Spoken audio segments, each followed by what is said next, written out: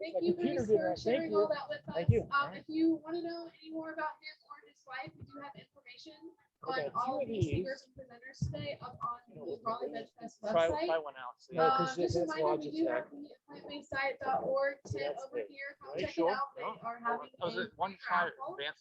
For anyone who is passing by and is wondering what is going on here, this is the Raleigh VegFest. We have about 60 to 70 vendors here right now, so come by, check it out. Okay. See what's going on. Yeah. Good job. So our next speaker today is Sid Nodder.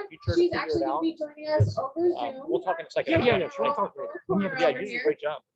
She is a graduate of the Center of Nutrition Studies and a certified instructor in the Search Solutions.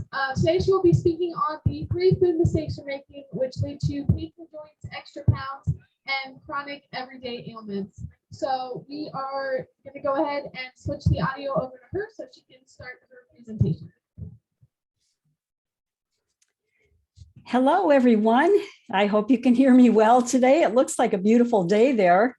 Thanks so much for sitting in on today's presentation, how to avoid 3 food mistakes that you're making, which lead to painful joints, extra pounds, and chronic everyday ailments. So there's not much time today. I'm going to get started right away. Let me get my slideshow going here for you. There we go. So let me ask you, have you ever started a diet on Monday following Friday? Or maybe managed to lose a few pounds only to gain them all back again?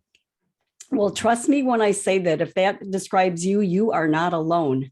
And that's because today's typical diets do not work. They only have about a 3% success rate. So that means that 97% of people that are following today's typical diets will not have long-term success.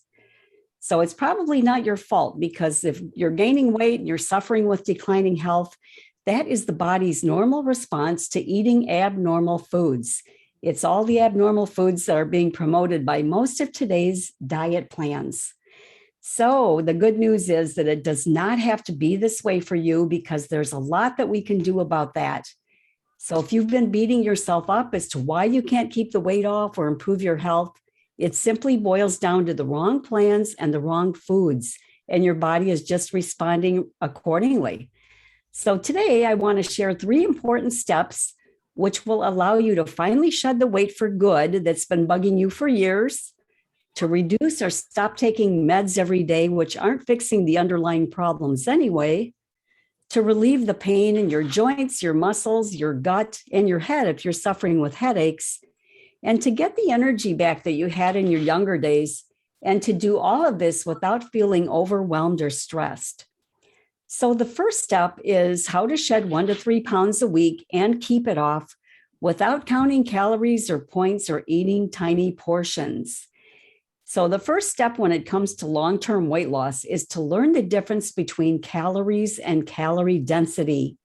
So calorie counting is not the way to go, because not only is it often very inaccurate, it takes time, effort, and a lot of willpower. Plus, it often results in decreased portion sizes that don't fill you up. So it's not sustainable over time, because who wants to be hungry, right? Calorie density, on the other hand, refers to the number of calories in any given weight of food, typically a pound of food. So foods that are high in calorie density have a large number of calories per pound, whereas foods low in calorie density have a fewer number of calories per pound. So here's how certain foods weigh in when we look at the calories per pound. So fruits and veggies, potatoes, whole grains, beans, legumes, and whole grain pasta, those all weigh in between 100 and 600 calories per pound. Avocados are 750. Animal foods, ice cream, refined carbs, and white flours are between 1,000 and 1,400. Cheese and sugar are 1,700. Junk food and chips are between 1,800 and 2,300. Nuts and seeds and nut butters like peanut butter are about 2,800 calories per pound. Butter is 3,200, and oils are 4,000 calories per pound. So both the American Cancer Institute and the World Cancer Research Fund recommend lowering the average calorie density of the American diet to 567 calories per pound. That allows us to eat freely of starches and veggies and fruits and whole grains and beans and legumes. And of course, that's without the addition of extra sugars and fats. Now, some of those higher calorie dense foods there on the right, like the avocados and nuts and seeds and nut butters, those can still be used sparingly because that average is spread out over the day. So it's usually okay to include those higher calorie dense plant foods as a condiment. For example, include a few slices of avocado on your burrito or toss a few walnuts in your oatmeal. But those foods that are higher in calorie density also have a much higher fat content. So if you're trying to accelerate your weight loss or reverse a chronic condition, then those higher fat plant foods are best eliminated or at least greatly reduced. So here's an example of how foods that are low in calorie density allow us to fill our stomachs with a lot more food, but for a lot fewer calories. So this is what 500 calories looks like in a stomach. There we see oil on the left, 500 calories of oil, followed then by cheese, then meat, then potatoes, rice, and beans, and then fruits and veggies. And keep in mind that your stomach is about the size of your fist. So it's important that we don't starve yourself or that we don't stuff ourselves because our stomachs can expand to accommodate large meals when we overeat. So right now, some of you might be wondering, wait, are you suggesting that we eat carbs like potatoes and rice? And the answer is yes. I know many of us have heard that all carbs are evil, but remember that not all carbs are created equal at all. There's a big difference between healthy complex carbs and unhealthy refined carbs. The healthy complex carbs are those whole plant foods like potatoes, beans, rice, corn, legumes, veggies, fruit, whole grains. And the refined carbs are those processed foods made with stripped and refined flours, refined sugars, added fats, lots of sodium. That would be pastries, white bread, snack cakes, cookies, soda pop, and chips. So for optimal weight and health, we want to focus on those complex carbs while avoiding the junk food refined carbs. What happens when we don't eat enough complex carbs? Well, first, it's important to know that we are designed to function on complex carbs. From your brain health to your gut health to weight control to our energy levels. In fact, complex carbs are the body's preferred source of fuel and energy.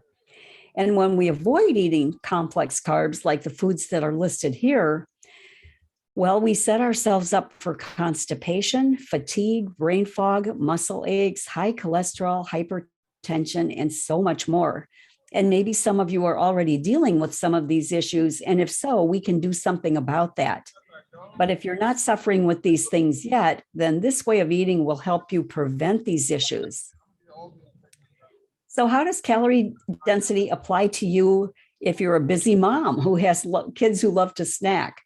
Well, you can have healthy options on hand like fruit kebabs or pumpkin muffins, hummus and veggies or roasted potato wedges.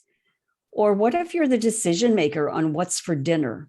Make starch the center of the meals with recipes such as barbecued lentil loaf with mashed potatoes and gravy, or cheesy broccoli soup. Yes, there are ways to make delicious cheesy soups and sauces just by using plant foods and no dairy. And lots of plant-based burgers too, like wild rice burgers or Mexican black bean burgers. There's African peanut stew, black bean lentil taco soup, one of my personal favorites, easy lasagna roll-ups, hearty chilies with cornbread, chickpea salad sandwiches, stuffed peppers. There are thousands of delicious recipes out there, but there's no need to be overwhelmed. If you're just starting out, you only need to find 6 or so recipes to get started. So let's move on to step number 2 now. Why ditching this one highly processed food allows you to accelerate your weight loss and improve your health. Well, remember that calorie density chart that we just looked at. Look at the left-hand column there, and let's talk about those extracted oils, because oils are the most calorically dense food on the planet and contain 4,000 calories per pound.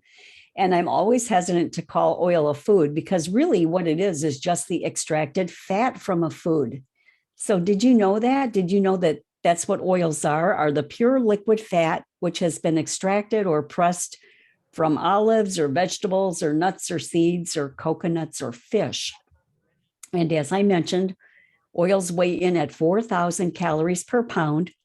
They're highly refined products which have been stripped of their nutrition.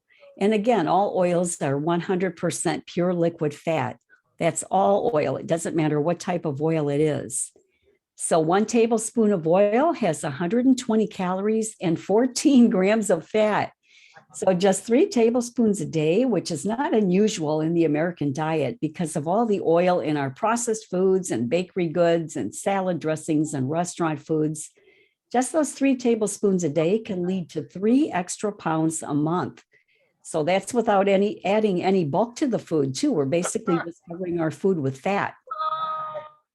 So not only are oils huge weight busters, but they are health busters as well, because these extracted oils damage the protective endothelial lining on the inside of our arteries, which paves the way for plaque formation.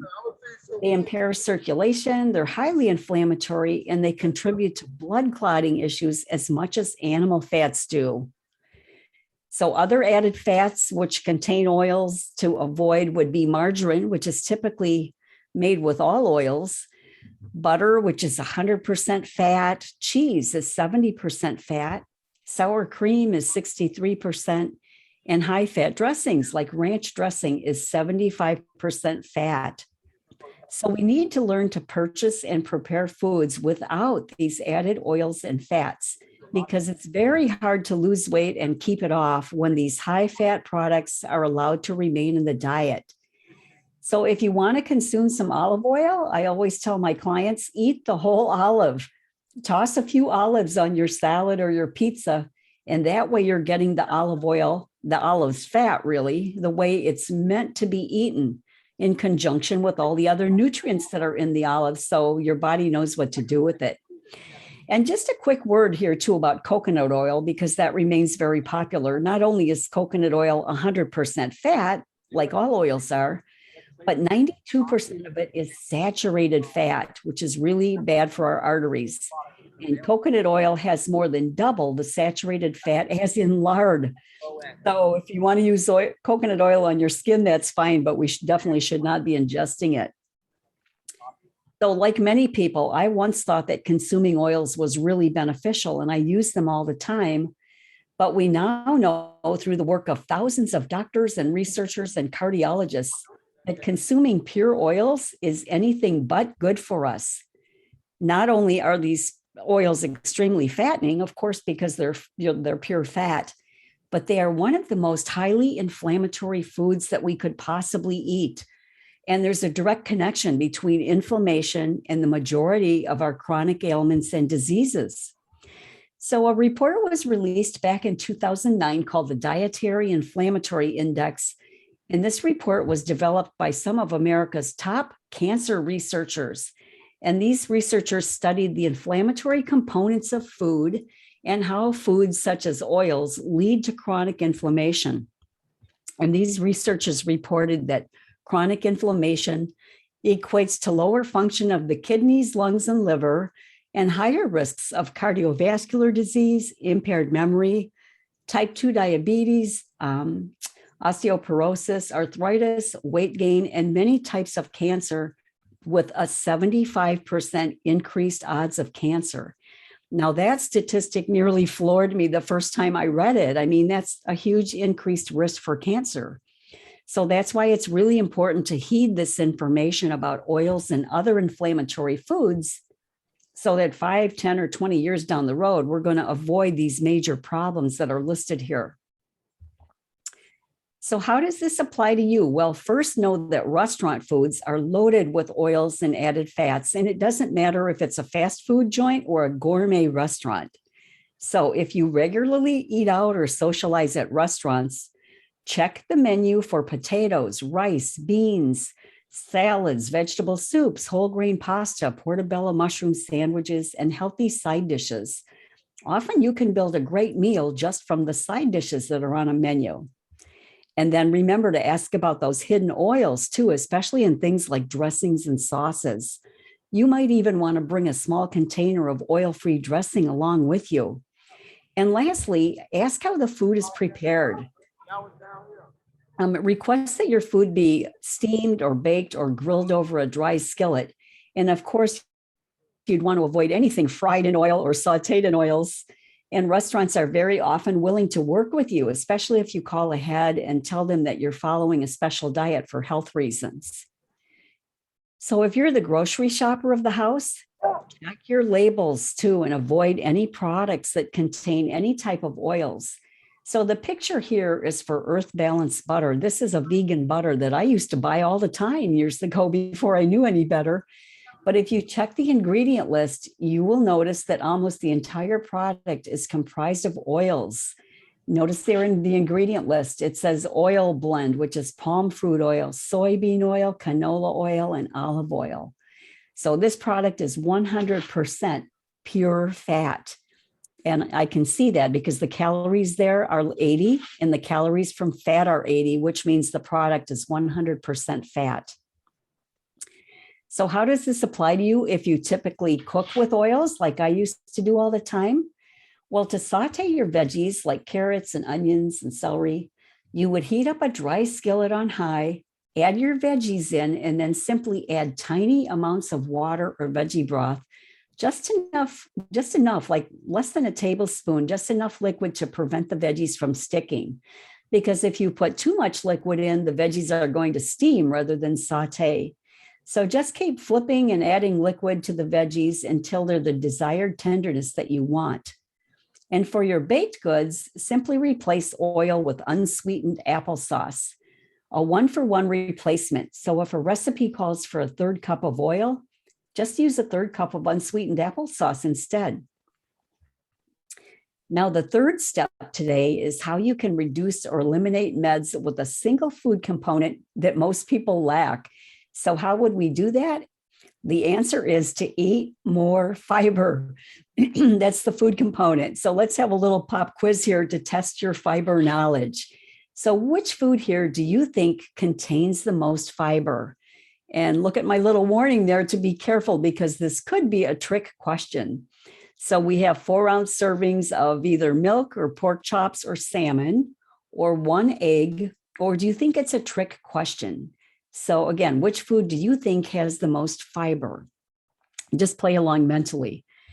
Well, if you guessed trick question, then you'd be a winner for sure because animal-based products like milk, pork chops, salmon, and eggs contain 0 grams of fiber. That's because fiber is only found in plant foods, and it is crucial to good health. I mean, I can't state that enough. Fiber is crucial to your health. And again, it's only found in plant foods. So the healthiest people on earth are eating at least 45 grams of fiber a day through their food. Now, not through supplements or powders. This is through food. And so it's not unusual for whole food plant-based eaters to be getting 50, 60, or even more grams of fiber each day because, again, plant foods are the only source of fiber and we're eating a ton of plants.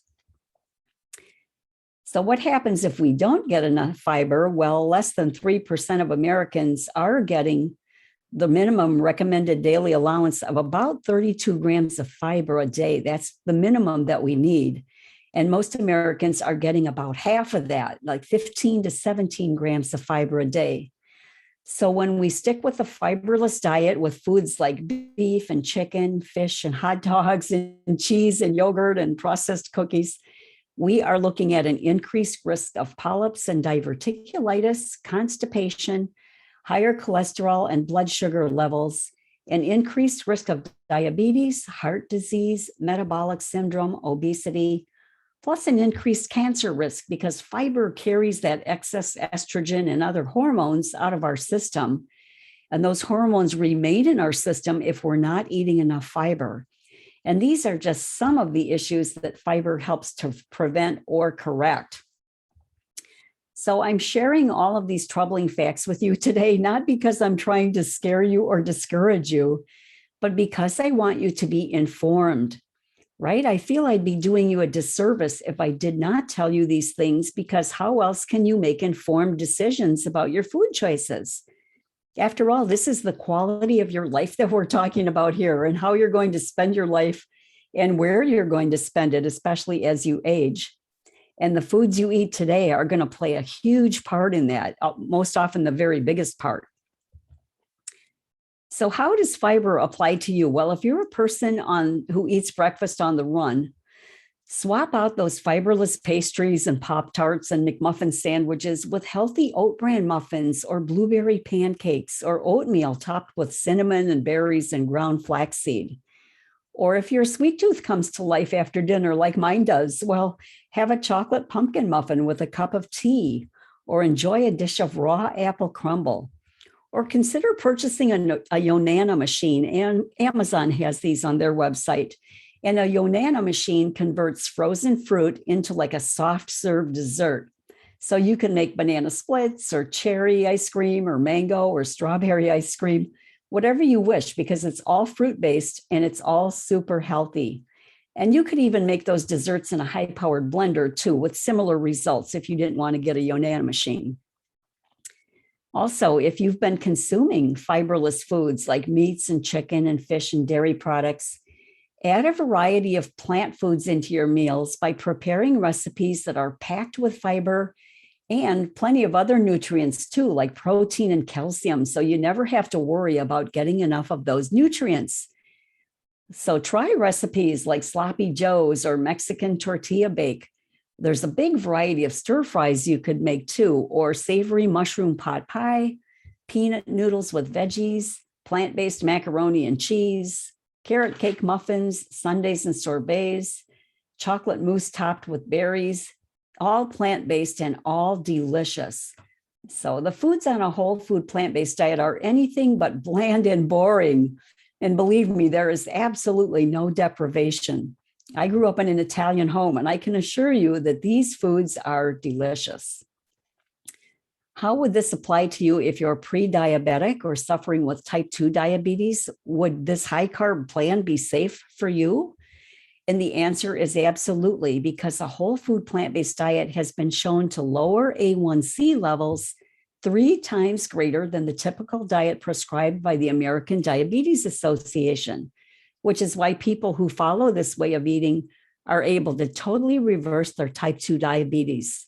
So why manage diabetes when you can most likely get rid of it, right? Even the ADA, the American Diabetes Association, agrees on their website that plant-based diets are safe for diabetics. So I promised you that I'd teach you 3 things today. First was how to shed 1 to 3 pounds a week and keep it off without counting calories or points or eating tiny portions. And that's where we talked about calories versus calorie density. Second, why ditching this one highly processed food allows you to accelerate your weight loss and improve your health. And that's where we talked about ditching those oils. And third, how you can reduce or eliminate meds with a single food component that most people lack. And that's where we talked about the importance of fiber. And the cool thing is that all 3 of these steps are part of the same simple nutrition plan. So what does this mean for you? Well, no matter what foods you're currently eating or how ingrained your habits are, it is never too late or too hard. You always have the option to choose a much better path, which is the proven and well-documented way back to normal weight and good health. It's a whole food, plant-based, no added oil diet, which is the most anti-inflammatory diet out there. And it's the only way of eating proven capable of reversing even advanced stages of our #1 killer, heart disease. So this way of eating is the only way out there that can actually unclog our arteries. That's why I'm capable of saying it's the healthiest diet out there. So when everything here works in your favor, such as anti-inflammatory foods, high fiber foods that are packed with protein and calcium, foods that offer permanent weight loss, reverse your chronic ailments, reduce your inflammation and your joint pain, when all that's going on for you, then your confidence will be restored and you'll be optimistic about your future again, especially when it comes to your health. Your immune system will be so much stronger to ward off disease and viruses, because who knows what's coming down the pike, right? As far as viruses are concerned, you'll have much clearer thinking, no more brain fog. improved mobility so you can climb the stairs or play with the kids, better moods, better sleep, better gut health. You'll achieve your normal weight and feel good in your clothes again. Plus, you'll regain your energy and you can feel better than you have in years. And you get all of this while truly enjoying your food. So life is too short to spend the last 10 or 20 years dealing with these preventable chronic diseases or having health issues be the main focus of your life. And I see that so often in my circle of friends and people at church, and even in my family, my own relatives, their whole life is focused on their health issues as they age. So if any of this resonates with you, then, or you have questions about it and you'd like to get your questions answered, then I invite you to schedule a free call with me where you can get all your questions answered. And this is complimentary. This is, I promise, no strings attached here. There's no gimmick here. This is just part of my coaching mission to help people that are looking for help and to get off the diet roller coaster. And I'll help you develop a plan if you're interested in that. So I do this because I've been helping people for over 25 years now, and I know what works and what does not work when it comes to diet plans. And I have never seen this plan not work when it's fully implemented. So again, don't worry, this is not a sales pitch in disguise. That is so against my nature. There's nothing to buy. I would never pressure you in any way. That is just not me. So there is a catch though, if you do want to talk with me by phone, because this offer is not for everyone. You have to be open to whole food, plant-based eating. You must be mentally ready to change your food choices. You must be willing to shop and cook differently. And you pretty much have to be determined to succeed. And all of these things are necessary because I really can't help anyone who hasn't reached the point of being really ready to change. I hope you understand that. But if you can say yes to all of that, then I am happy to talk with you on a strategy call. Just go to sidnatter.com/session. That's where you can schedule a call with me. And while you're there, you'll be asked to complete a few questions about what you are looking to accomplish. And once I have your answers, then I can put a few things together so I can help you solve the biggest challenge that you're facing right now. So again, go to sidnatter.com/session to book a call with me.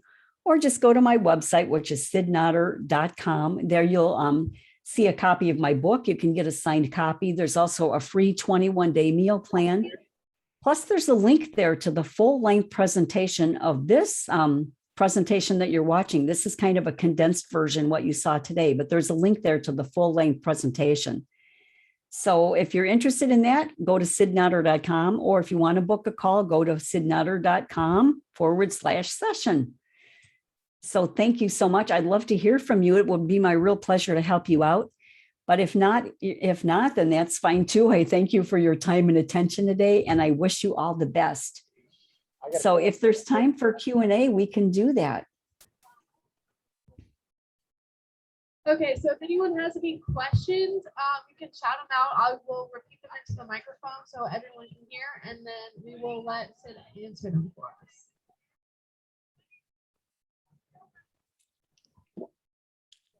I have a question. Sid, this is Mike. Hi, Mike. Hey, Sid and I have done many interviews on our YouTube channel, aPlantBasedDiet.org. If you want to see them, you can find them there. But I have a question about the fiber. You concentrate on fiber. What is eating a fiber pill or supplement the same as eating just plants? Can you let us know about that? I'm sorry, Mike. Would you repeat that, please? I didn't hear all of it. Yes, is eating a fiber pill or supplement of fiber the same as eating plants for fiber? Oh, no, it is not, Mike. Those products are made with what is called functional fiber, where the fiber has been isolated from the plant food. So while those items will provide some benefit, they do not offer nearly the same benefit as when we eat our fiber through plant foods. Because again, when we eat a plant food, the fiber is working in conjunction with all the other nutrients in the food. So those fiber one and benefiber products do not offer the same benefits as eating whole food plant-based.